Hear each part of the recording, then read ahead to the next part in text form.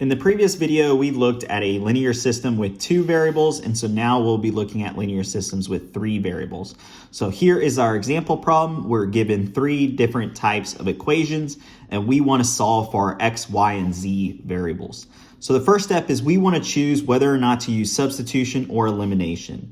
The first clue when we look at our equations is that we notice that there are some common terms here. So this is a good clue that we might be using elimination, but if you use substitution, you'll still get the exact same answer. So the second step is we want to solve using elimination. So we have our 3 different equations, and basically we want to multiply by some value in order to cancel out one of the variables. So you can see here we're going to focus in on the y variable, and we can multiply the first equation by 1, the second equation by 2, and the third equation by 1. And so now our y variables are going to be negative 2y, 2y, and 2y. So the next step is we can add this first equation to the second and third equation here. So we're just going to add it to the second and third. And that will give us our new system, our new linear system. And you can see that the y terms have been canceled out.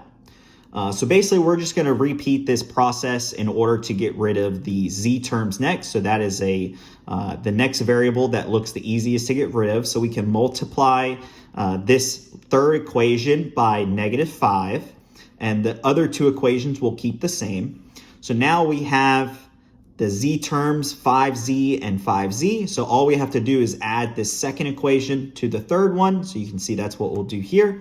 And so now we have the first equation that has remained unchanged since we started, the second equation that we modified using the first elimination technique, and the third equation that we got from our second elimination technique.